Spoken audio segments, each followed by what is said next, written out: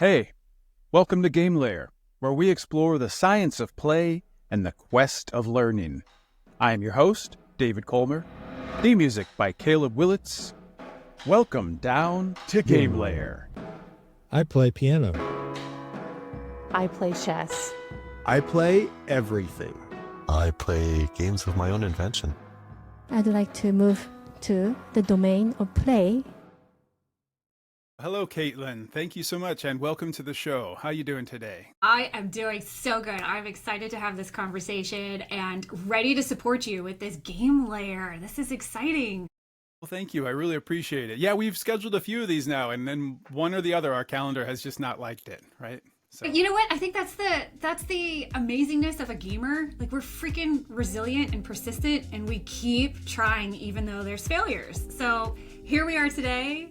Yeah. Look at you right out of the gate. You have an analogy. You have an illustration. I love it. Good. Awesome. So yeah.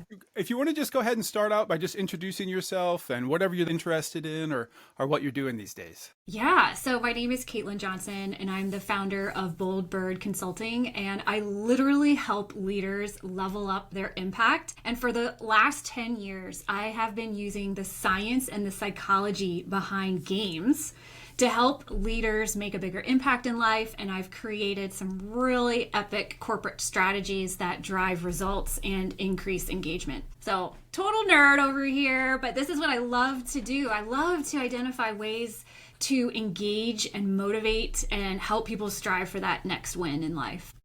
Yeah, and I think we met. My next question was, where did we meet? We met at a conference, right? We did, yes, at an ATD. And you were presenting, and I was really impressed with your approach on gamifying business strategy. Because a lot of times I think we hear about gamifying learning, but I really like that concept, and I feel like it really sets you apart. Yeah, thank you. Yeah, I use gamification. So to just level set with, and most likely your audience understands what this term is, but we'll see. in case there's anyone listening who doesn't, it's basically a fancy word that says turning something into a game that wasn't already, trying to drive engagement and results. And so I use the science and psychology behind game design to business strategy. Even, personally, I have gamified my unemployment. I gamify everything. I gamify my business development, and I really focus on epic missions, quests, and streaks to be able to help people see the progress of their efforts. Because as soon as things get hard, you and I have talked about like hard fun and easy fun. As soon as things get hard, we just feel like an epic failure. Our imposter syndrome kicks in. So we've got to build strategies that show we're making progress in this journey of life. And that's how I talk about gamifying business strategies and then gamifying your career path. I love it. I heard the word quest in there, and it rang a bell because I stole that from you. Did you? Calling this the quest for learning, right? Oh, I like that. Yeah. Definitely borrowing from you there. Maybe you know what? I say all the time, like, steal shamelessly. I mean, don't take my IP, but like an artist. Well, right. Yeah. Oh, yeah. Yeah, like an artist. Steal shamelessly like an artist. Quests, I absolutely love them. And my idea of a quest is more of like a 90-day objective that you're going after. Like, what can I do to level up in life in these next 90 days? And when I first met you, I personally was on a quest to conquer my imposter. Yeah, you talked a lot about that right after I met you. Yes. I noticed that. I mean, I've got a lot of experience. I've been doing what I do for 10 years, but we all have that creaky little voice that says you're just not good enough. And in my quest to conquer this imposter, what I realized is that my imposter will never go away because I'm always leveling up. And it's when you're leveling up that you step into the unknown and learning new skills, doing uncomfortable things. It's just part of the unknown.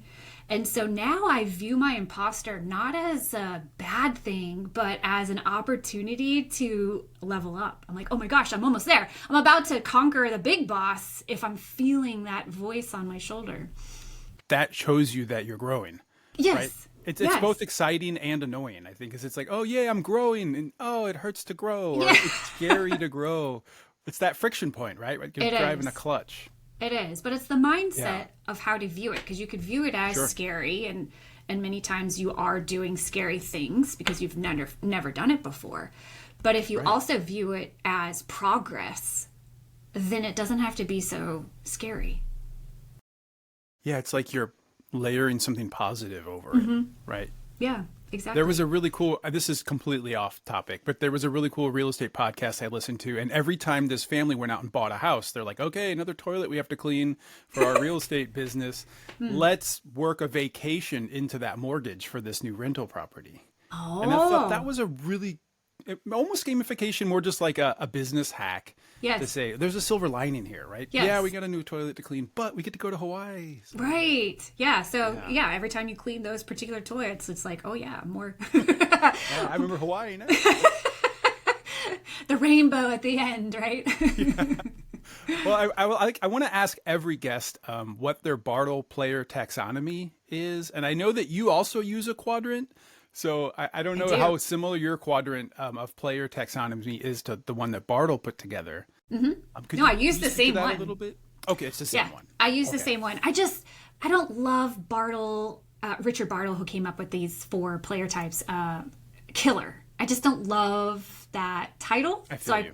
I prefer to call it either a strategist or a dominator. Dominator works. Yeah. So mine that I connect with the most is achiever. Okay. So I love setting big goals and accomplishing the goals and continually leveling up. I love collecting badges, whether they're digital badges on my Garmin watch or, crossing the finish line of an Ironman. So, I mean, an Ironman in and of itself is like an epic achievement. And I've done 2 half because, of course, I needed to beat my personal best. So I did 2 of them. So. Yeah. There you go.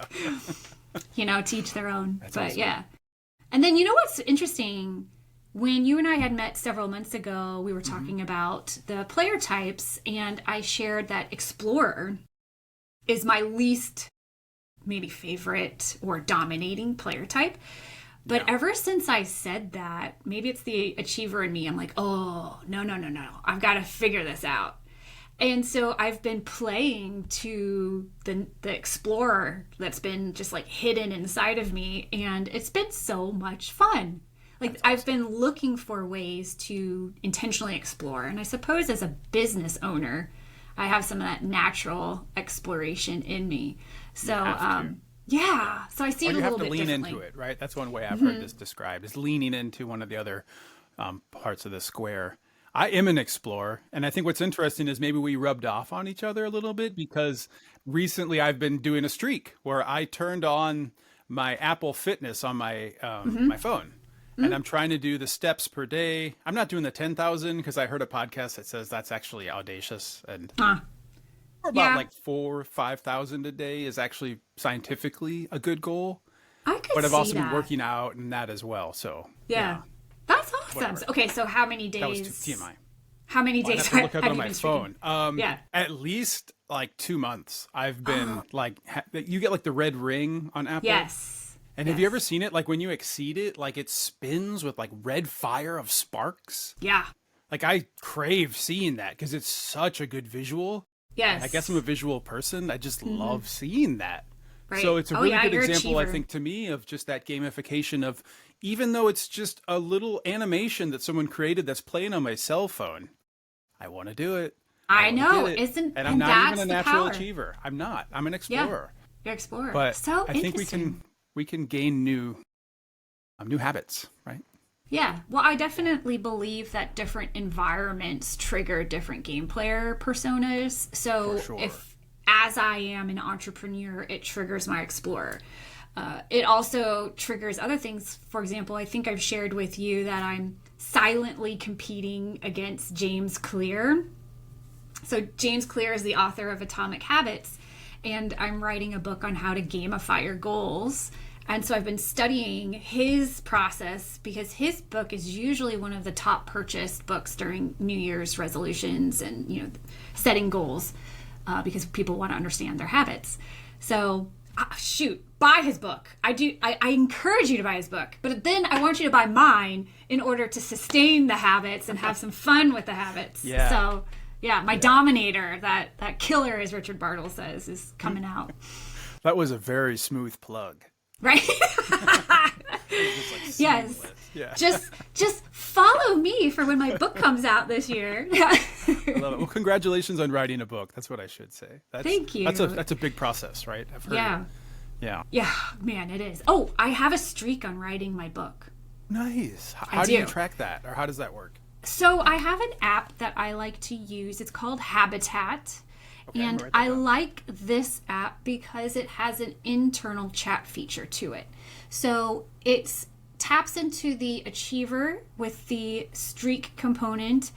It could also tap into the dominator because you can invite friends Cool. to go along with your streak. And then it also attracts the socializer or the connector because of the chat feature in there. And so I have had friends of mine join me on the book writing streak so that we can encourage each other and then just share every week what are we doing towards writing our book. And so I think I'm at, hold on, I gotta pull it up right now. I am at like 153 weeks. Yeah, I know your eyes just went huge. Yes. Yeah. So here's the thing. Great.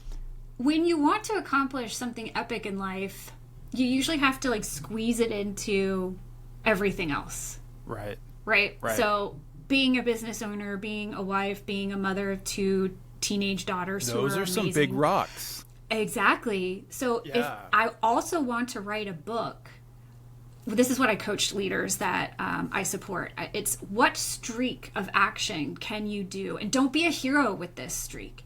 It's got to be simple things because the intent is keep the consistent action going. Consistency is what popped in my mind. Has to be 100%. consistent. 100%. So it has been so easy along this route, or it could be so easy to say, oh, I don't have time. I can't work on that. I have other things to do. But I've kept a streak of one thing a week. Maybe it's writing for 30 minutes. Maybe it's researching a key component. Maybe it's talking to a potential future buyer of my book to run an idea past them. So it's every week, it's one thing to get this book out into the world. I love that. And you're just every week, there's a different way that you're pushing the ball forward. Right. And you got to have to course correct, obviously, right? Oh, I don't understand this. I got to go research now. Yes. Right?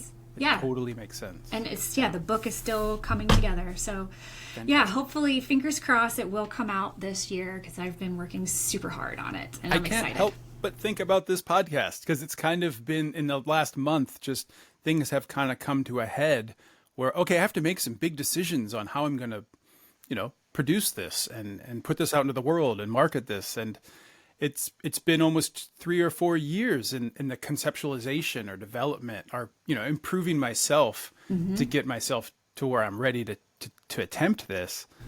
And so it's scary. It is. It is. It but is yeah. overwhelming. I'm having dreams about it. But the good thing is the dreams find solutions for you, not nightmares. Not all the time. But But yeah, So- with that effort, just being consistent, you finally put something out into the world that's meaningful. yeah, that's awesome. Just all I can relate to right now, just because it's kind of sort of to take over my Yeah, life totally get in a it. good way. So I have a question. I know that we've both worked at Lowe's. Oh, This is something you maybe didn't realize. I was going to say, I don't think I knew this. So almost like opposite ends of the spectrum. So I'm kind of curious about when you did work at Lowe's. I know you did some work for them at some point.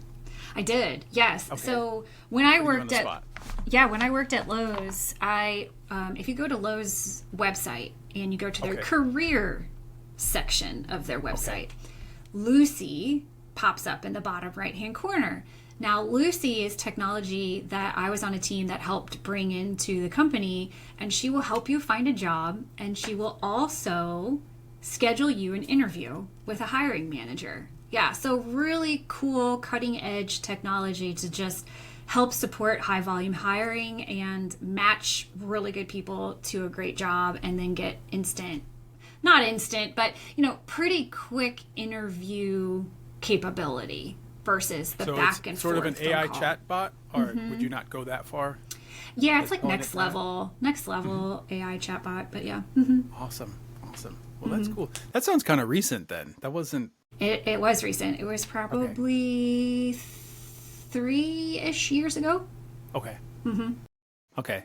So more like maybe 15 or 14 years ago, I was coming back home from Southeast Asia, and I had no car or I had no work history. And I went to Lowe's and had an interview. And when they looked me up in Homeland Security, I was not there. Oh, Because where were you? I'd been in Thailand for 7 years. So my driver's license wasn't in their database. It's like, we're not sure that he's an American, but they hired me eventually. It just took a minute. Yeah. So what did you do? It's just because it was a great culture in the sense that there was a really good sales model. And I felt like I learned a lot about retail there. And then obviously a lot about home improvement. I did all of their e-learnings and just learned how to lay driveways, how to do pavers, how to plant a garden, you know. Okay, so I don't know if does your audience know that you redid a bathroom? Maybe they don't. I redid a whole house. Yeah, right after I worked at Lowe's, I actually redid an entire house. Nice. I made it livable, and I doubled the appraisal value in 3 months. Good and it was for a HUD you. home. It was not livable. So yeah, I am a house rehabber, and that's what my family does. So I That's have a very long cool. background in that. Yeah. And yeah, that's actually kind of my side hustle. It's what I want to invest in, is houses. Very cool. So Oh, wow. it always seems to come up because it's what I do in my spare time. Yeah. I just wanted to ask if maybe I had taken some of the stuff that you had created. You know, I didn't realize when you were there. No, yeah, it seems like we were not there at the same time, but no worries.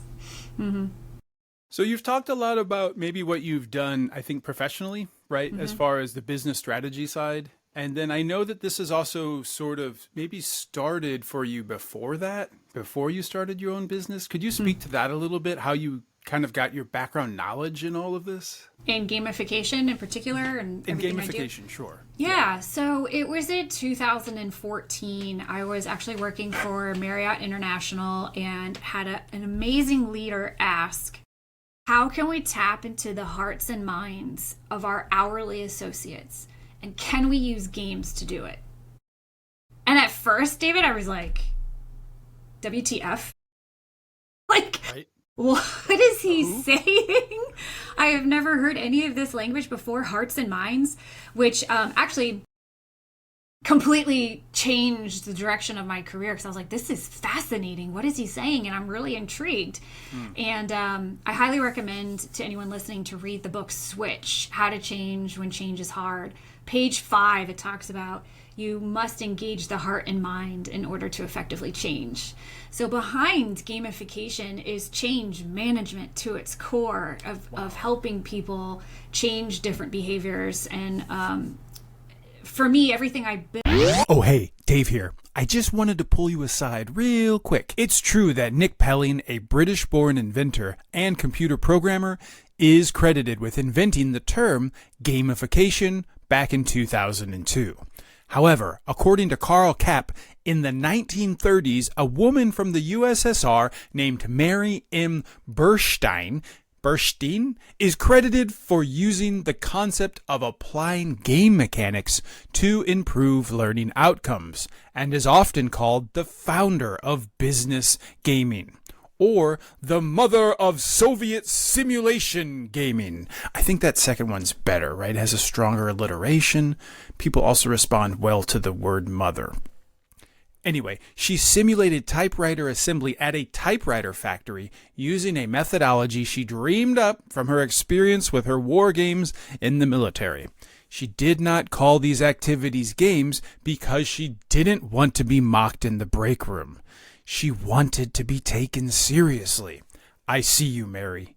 I take you seriously. I see you, Mary. Okay, back to the show. For me, everything I build is with a deeper purpose and a bigger meaning. So within Marriott, we were trying to figure out how do we get the frontline teams engaged with what they're doing and ultimately help create amazing vacations for the guests or business trips for the guests. And so that's where I started to learn about what exactly is gamification And it's really funny because at that point in time in my career, I was a really like serious individual. Like, I have to climb the ladder, and do all these things. An achiever, maybe? Yeah, the achiever. Yeah, exactly. Get all the accolades and the trophies. And I was like, fun? Who has fun at work? For that. Yeah, exactly. It's so funny that I now do this for a living. But it also just shows, I think, the power behind it, because it's got... Gamification is rooted in such strategy. Strategy of an epic mission, the purpose of why do you want to do something, and then the game mechanics help reinforce the motivation and the engagement to do it. And so that is, in 2014, that's when I started to build corporate strategies incorporating game design. And we said, hey, if we can increase guest satisfaction compared to last year's numbers by 2% points, that'd be great. That would be breakthrough. It'd be more than great. That would be breakthrough. And we got 2.6. 2.6 percentage points on increasing guest satisfaction in all of the brands, the managed brands in North America, Central and Latin America, and Canada. We're talking the Ritz-Carltons, the Marriotts, the Courtyards, and they have so many different brands. I know. I can't keep up with Marriott. It was impressive. It was impressive. And they have these, what do they call them? The portfolio collection or something. Am I saying that right? Yes. Very intriguing. Yeah. So we increased results. And then my favorite part is that we also increased associate engagement. They just had so much fun competing against region versus region, or other airport hotels would compete against other airport hotels, and it was just a blast. And so we did a great job, and I have basically pressed repeat on that entire strategy for the past 10 years. Wow. And so now that's led you into the quest of having your own business. That's right. And so was that a smooth transition? Did that happen right after Marriott, or how did that work? Much thanks to the pandemic. Bum, bum, bum! That's going to appear in every episode, I think. Right? Yeah. And then the pandemic happened. Yeah, exactly. We all have such interesting stories. But yeah, Right. that was the door that closed and opened. It closed for my role at Marriott at that particular time because hospitality just completely stalled out. Okay. And then this is where I gamified my unemployment. And I was unemployed for about 9 months. 6 of those months, I literally sat behind a computer screen applying and getting auto-rejected. It was demoralizing. I think I've recorded 7 episodes right now, and you're the 3rd person to say that they've gamified their job search. Oh, that's fascinating. Isn't that Very interesting cool. how common that is? I didn't even know it was really I didn't either. thing. But I would say that I did it as well. Did you? In my own way of just tracking things on Indeed and just okay, well, I got to hit 3 today, get at least do 3 applications every other day, or setting those goals, right? So I sat there tracking some of those similar things for 6. I realized I wasn't playing the right game. So I changed my strategy and I started to track networking outreach. So I took 5 people every single week, and within 3 months I found a job. Interesting. And so that's actually where I got my job at Lowe's. And it was in that same time period that I realized I wanted to create this consultancy around gamification. So I did it simultaneously as I worked at Lowe's and tried to build a side hustle and see if it could stand on its own. And Bold Bird was born. Bold Bird was born. That's right. Mm-hmm. Did you start wearing yellow shoes right away, or did that come later in the process? Okay, so for anyone listening, you have to connect with me on LinkedIn and check out my yellow shoes. But yeah, it became something pretty much right away because they're like Converse yellow shoes. And post-pandemic, I just have refused to wear high heels. So when I'm on stage, whether it's doing a workshop, those or whatever. ruin your life. Oh, yeah. They really do. Good they really choice. do. I mean, Of course, you wear Converse Chucks, and those, I think those give me flat feet. So I mean, it's like a sliding scale. You're moving in the right direction, but I might recommend something more like a little Skechers. arch support. Yeah, it's not as cool, but like a New Balance maybe. Yeah. I have wide feet, so Converse is not for you then. they're cool, but they're flat. Yeah. So it's my brand, but Yeah, it's cool. it means more than just a comfortable shoe to me. What does it mean? It's kind of Mr. Rogers-esque. It's as soon as I put those shoes on, it reminds me to be bold in my mission of wanting to help other people step into their ultimate impact. Okay. And so it truly is just like a tie on the shoes, and it's game time. It's like, let's go. I get it. Let's have great conversations. Let's do get it. meaningful work. I have a bachelor's in theater, and it was always when I put on the costume, and as soon as I tied on the shoes, I was someone else. Yeah. It was something about the shoes. So somehow I get it. I don't know why I get it so thoroughly, but I think that's why. It's just my reminder to keep being me and hope to inspire others. And you do. And I appreciate it. It's awesome. Yeah. So what are games and why do we love them? My definition of what games are, it's an opportunity to have some silly fun. It's an opportunity to play in a sandbox. It's an opportunity to get creative. It's more opportunities to learn when we don't even realize we're learning because we're having fun, and to apply the learning in the moment and see the mastery as a result of it. And that's how I prefer to use game design, is to help people level up from a mastery standpoint and see the progress of their impact. So, I'm sure so many other people have different definitions of games, but that's my view of what I appreciate about games, is being able to level up, experience mastery, and be a creative problem solver. I love it. Well, that kind of segues into what I want to talk about next, in the sense of, so now you have Bold Bird and you're sort of copying the success that you had at Marriott and, say, Lowe's. When you enter a client, what's the first thing you do? Or what's your process to get your next process going?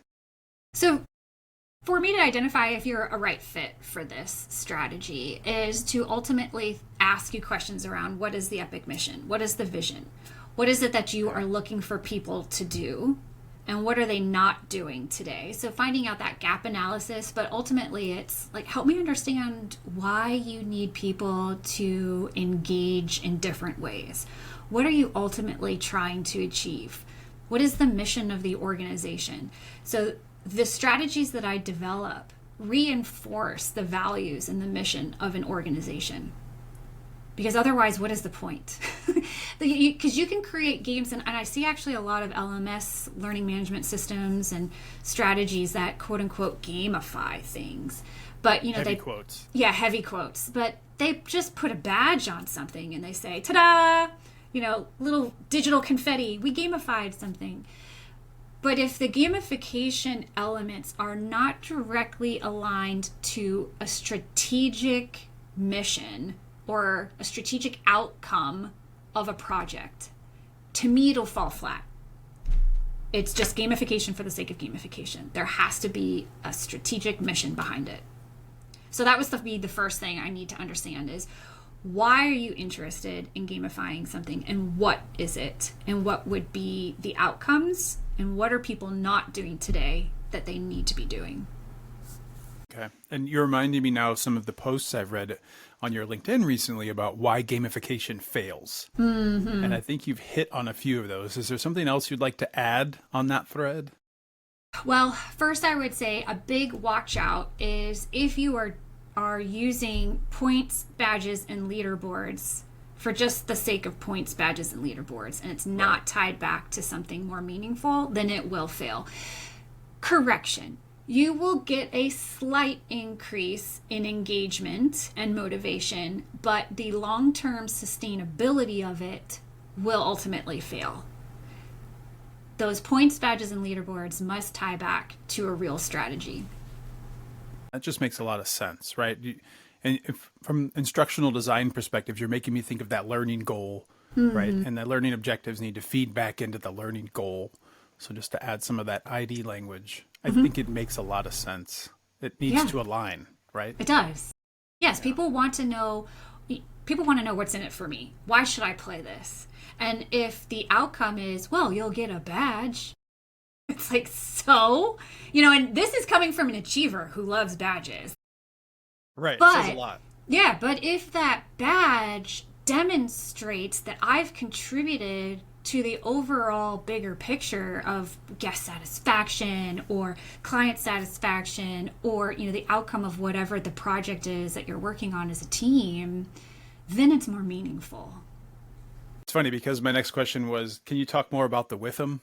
Oh, you literally just I said just said that. Yeah. Well, and that goes back to, you know, reading that Switch book, you know, why I like you know, Switch. I have read Yes. parts of Switch. I should go read Yes. the whole thing. I know I have Yeah. it upstairs. Yeah. Yes, it's a great book, and I've done plenty like leadership group book clubs on it.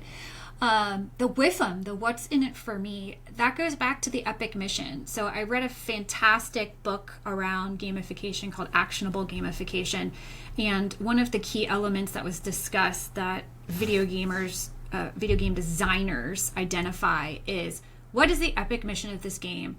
Why should people play, and why should they keep coming back?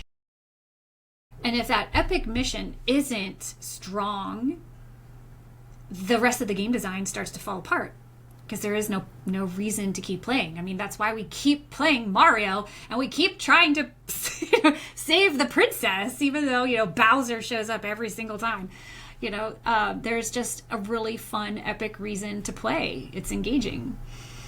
It's difficult. Old games are hard.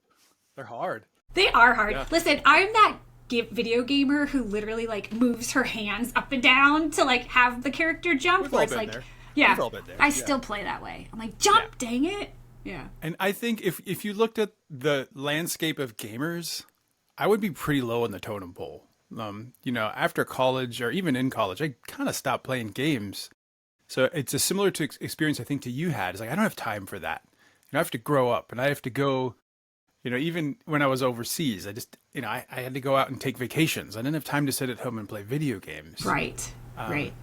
But I think now that I have kids, I'm sharing that with them. And that's been a really wholesome experience. Do you have a favorite game? What's your favorite game? The first thing that comes to mind is always Metroid. Because it is an explorer. You're going to other galaxies. It's very space oriented, which I like. Very animated, but it's also very dark and very aesthetic. Really, really calming music. So yeah, That's cool. yeah, I Yeah. really ran with that one. But that's probably my favorite video game. But with my kids, I've researched. There's a whole new topic that I was not really as aware of when I was younger, and it's called co-op games. Okay. These became popular even back on Super Nintendo. So the 16-bit in early 90s, where you have a shared goal. So you can think back to even the Simpsons or even Teenage Mutant Ninja Turtles arcade platforms, where you're trying to do the same thing. And there's even some side scrollers where the two characters work together, you know, and achieve the mission together. So Is that like that's what Lord I of the really Rings? wanna No, get. not Lord of the Rings. World of Warcraft, sorry, is what I meant. Okay. Yeah. Is there a lot of co-op in that? I'm not as familiar with that game. I've never really played that. My husband played it quite often in college. Okay. And yeah, you had to get together a group of people in order to accomplish an objective. And there's a really funny YouTube clip about Leroy Jenkins. And if anybody knows, they'll probably bust out laughing on this one. But some of these quests that multiple people have to go on can take hours. And in this particular, in this particular YouTube clip, like everyone's talking about like, okay, here's the strategy, we're going to go in. And then one key player like wasn't in the room, and then all of a sudden showed up in the room, and he's like, Leroy Jenkins. He just leads the pack, and everyone else is like, no, we weren't ready yet. It's a good one. I need to look that one up. That sounds really good. I mean, I took a gamification class in college. I got a master's in instructional design and educational technology. Did and that's you? something they talked about a lot. There's a name for these, like the mass online community gaming. I'm saying it wrong. I should have Googled it before I said it. Yeah, I don't know. Google See, it like quick. that shows that we're only so much of a video gamer nerd, but we're more of a gamification nerd, you know? Yeah, I think you're right. Okay, we're looking up what it's called to play together in video game I'm dynamics. so sorry. Yeah, I'm going to have to cut this out. Morph. All right, and we're back from our break. Yeah, so it's the massively multiplayer online role-playing game. It's that idea that there's a massive community online of people that work in groups and then they battle other groups. And terribly, from my perspective, from people that I've talked to, addictive, right? Yes. But also there's a sense of community, so maybe not a bad addiction. You know, Yes. There's probably worse addictions out there, I think. I've heard too, like during the pandemic, like there were so many, Sure. People that connected by playing these joint games together, because what else did we have to do? Yeah. I locked myself in my basement and got a master's degree. That was Hey, you're smart. That's what I did. Yeah. Yeah. And my company paid for it. So, hey. That's we all a had to do good thing something to get do. through. That's right. Yeah. It wasn't until the tail end of the pandemic that I was like, oh, I should start a business. That's good. Well, it's interesting that you did, too. And I kind of want to hear a little bit more about what motivated you to actually go out. I know we talked about how you did it and what you do with that. But what was the driving motivation for you to kind of pull the plug on the JOB? Yeah. It was slowly starting to build inside of me that I was ready to do something else. And I think this is where, again, like my imposter's never going to go away and the achiever in me, I'm always looking to unlock the next level of success. And so I happened to be in a job for 9 years. And what I loved about that job was every year it was slightly different. So I was creating newness in the role every year.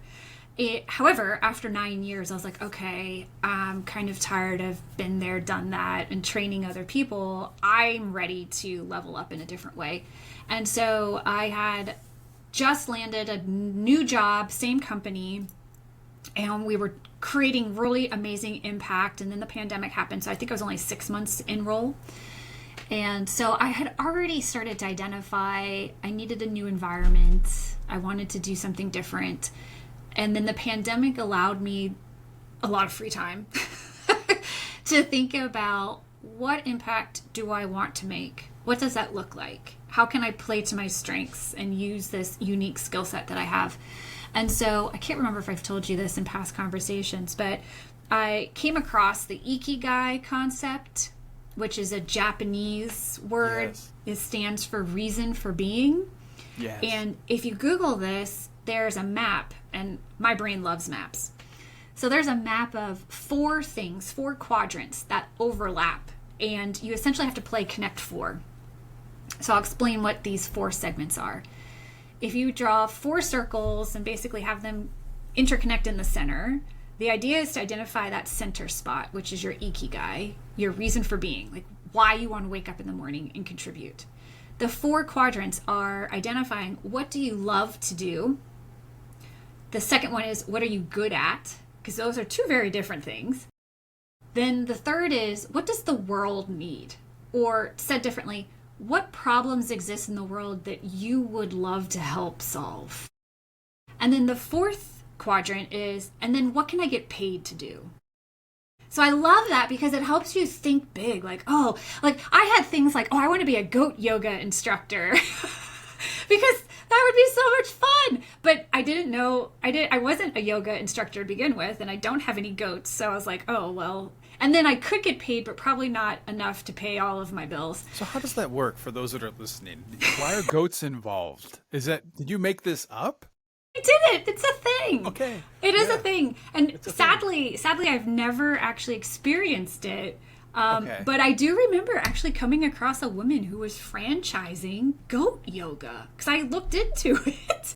So how are the goats involved? Because my experience with goats is they're pretty rambunctious. So these are baby goats. So whether they're like That'll change dwarf, if they're dwarf goats or maybe just infant goats. I don't know if infant goats have a name. But they're just smaller and more fun. And I've seen pictures where you'll be doing like downward dog and a little goat will just like climb on your back and you're just laughing, having such a good time. And so I was like, well, that could be something I do. But this is, in doing this, in all seriousness, I identified that I'm really good at project management. I don't love it though. I'm good at it. That's what I was essentially doing in my previous role. What I love doing is being a subject matter expert about something and teaching others about it. And so that's when I started to realize, oh, well, I could be a consultant, I could be a coach, I can be a trainer, and that's how I can get paid. And then what is the problem that I want to help solve? Well, it still is the problem I want to help solve is helping people move from being stuck in a place in their life to identifying the next best actions to take to create momentum and rebuild confidence and create in the world rather than be stagnant. So a baby goat is called a kid. Okay, thank you. You're welcome. And I also had an Ikigai moment. I was in my backyard mowing the lawn, and I accidentally purchased this really great app called Headway, where they read you a whole book in like 10 minutes. Oh. And so I can go mow my lawn and listen to like 20 books. Wow. And one of them was one of the original Japanese books on Ikigai. And I remember I forgot it. I was trying to actually remember it for my blog, Improvement Dave. I wanted to write about it. And for the life of me, I couldn't find it, even on that app. And when I went to your presentation, that's when it came back up. So that's right. I'm happy that it keeps coming back into my life because it's such a fantastic idea, that quadrant of really honing in on what you need to do. I think just that idea would really help a lot of people. Yeah, the other aspect I love about it, it's very different from the American dream, of like, what do you want to be when you grow up? That's so serious. Oh my gosh. With the Japanese, they don't believe you have just one Ikigai. The Ikigai grows with you as you grow in life. So interesting. What your reason for being is today could be different in a couple of years because you're ready to level up. So that's nice how it kind of works in with what you're already doing. You sort of mentioned organizational development earlier, and I've always kind of wondered if you have a background in that, or what was your life like before, or what did you study, or any of that? Yeah, I have a master's degree in interpersonal communication. Okay. Which is basically small group communication dynamics. Okay. So I've studied all aspects of nonverbal communication, intercultural communication, all sorts of communication. So it's not exactly a one-for-one with what I do today. And then I've gained organizational development experience in the roles that I've had, and I've gained change management experience in the roles that I've had. Similar, right? Very similar. Right. Same with project management. And so, I've learned enough to be dangerous and have gotten a couple certifications along the way. Nice. But yeah. Well, I ask because I've done a lot of the work as a trainer, right? Working as a corporate trainer, you end up doing organizational development work. So I studied a bit of it in college for my master's and realized that all leaders have to do that now. That's kind of the new normal. Yes. It's becoming a kind of a lower level thing where you train all your leaders in this. So, I would say the same for project management and change management. Really? There's aspects of that I think most leaders need to be aware of. And so in addition to designing gamification strategies for corporate or coaching leaders using my framework, I also am a facilitator of leadership development concepts. And so we talk quite often about the frameworks of change, how to help guide and coach and lead team members through change, how to guide and coach yourself through change, and then how to effectively manage projects. Interesting. So I have a kind of a curious question about the solutions that you end up developing. Would you say, and you don't have to answer this in the way that I ask it, you can go anywhere you want with this, but do you find your solutions to be more of kind of the long form, like a video game format? Or are they more of like a short form or a learning when you need it or a micro learning? What resonated with you in any of that? That's a really great question. So what the outcome and output of what I do looks like. They're usually low tech solutions. If tech is involved, it has a SharePoint site, maybe a chat feature, maybe some digital badges to a certain extent. But it usually looks like a very well put together strategy that involves communication within the organization. It involves leveling up leaders and helping leaders effectively communicate the vision, and then moving with individuals through change management. Like, I'm going to throw out a bunch of corporate jargon, but Great. essentially... This is my corporate jargon. Insert corporate jargon now. So behind all of the strategies I build, it's ultimately vision, strategy, and execution. It's change management, it's project management, and it's continuous improvement. If you were to Google each one of those things individually, they have their own frameworks. Basically, take all of it, jumble it up into this really pretty ball, and that equals gamification strategy. So output, it will be a 90-day, it can be a 90-day strategy where we're just looking to increase results within those 90 days. And usually what ends up happening too is whatever we're focusing on, it increases, but then it also finds other problem areas. So then we have to develop a different game to solve those things. And so this goes back to questing. The time frame in which I build things is for 90 days because continuous improvement and iteration. What did we learn? What worked? What didn't work? What's the next game going to look like? Yeah. So then from there, it can be a year-long's worth of effort, but 90 days worth of hyper-focus. It's interesting. That's really helpful. I was always kind of curious what your output looked like or felt like. Yeah, and in the world of gamification, you'd think, oh, I've got this high-tech right? But I don't. And if anything, that's technology is one of the last things I talk about because it first stems with behavior change and strategy and getting that strong foundation together first. And then we layer in game mechanics. And at that point, we ask, okay, could we use technology to simplify this? And then which technology should we use? And I prefer to use whatever technology the company already has. Use the tools you're already paying for. How can we maximize those? Mm-hmm. Yeah.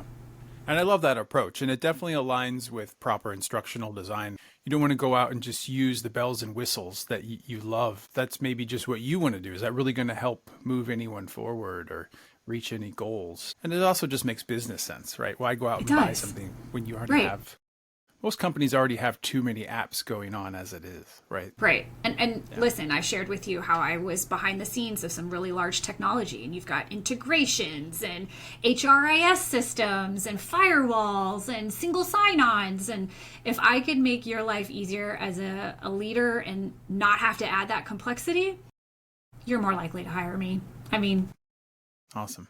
So you mentioned a lot about goat yoga, but I'm also kind of curious what your favorite animal is. It's a koala.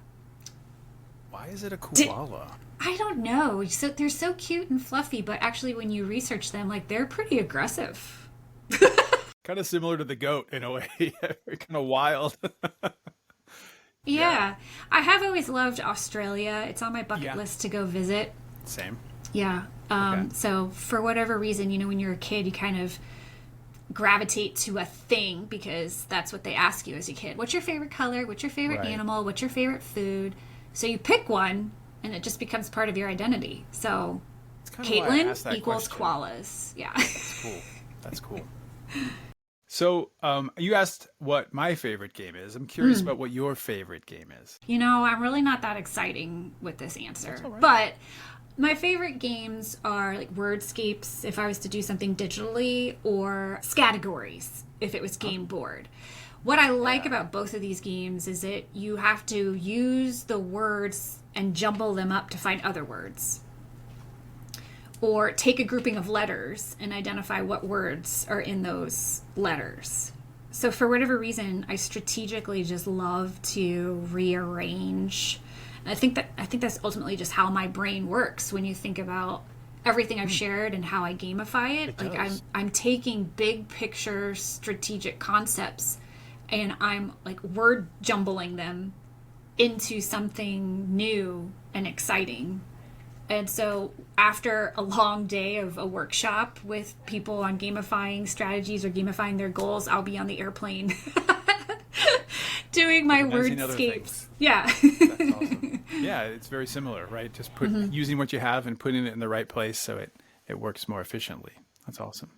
Yeah. So is there anything that I didn't ask you that I wish I would, that you wish I would? Wait, let's start that over. Is there anything I didn't ask you that you wish I would have asked you? I think you've covered the basis because, I mean, as I was kind of going through our pre-show notes and getting prepared for this conversation, I was like, he should ask me, why don't I have a normal job?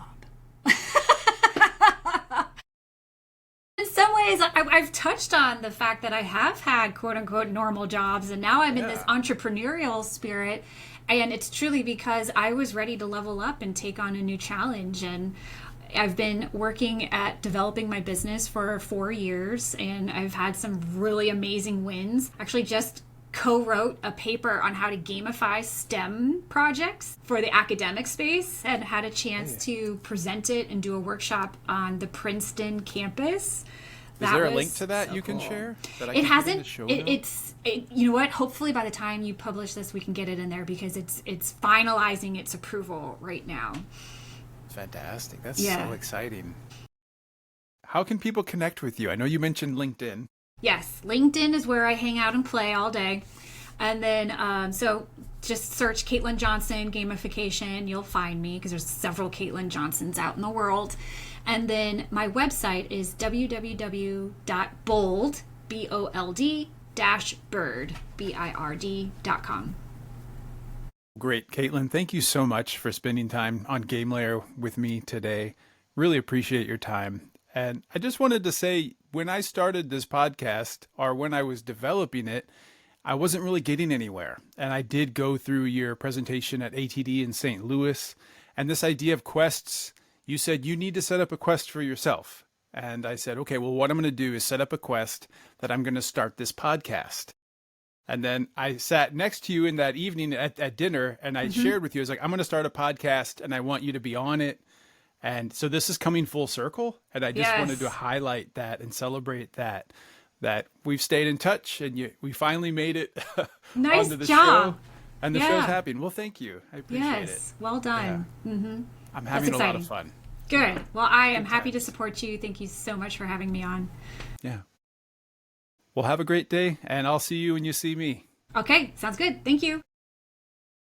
Thank you so much for joining me for this episode of GameLayer. This is David Colmer reminding you to stay present and never postpone joy. You can find transcripts of the show at gamelayer.fm, GAMELAYER.fm. Theme music by Caleb Willits. Thanks for listening.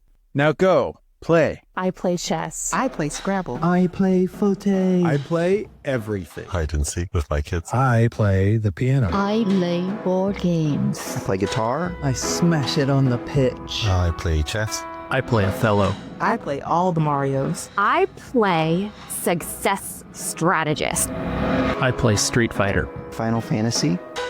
I play games of my own invention. Games of my own invention. Games of my own invention. Games of my own invention. There are many ways to play. Going for a walk together, doing nothing together is also playing. Anything that can cultivate your feeling of joy, relaxation, where you feel more recharged after doing that thing, and I think you can consider as something that we play with. I'd like to move to the domain of play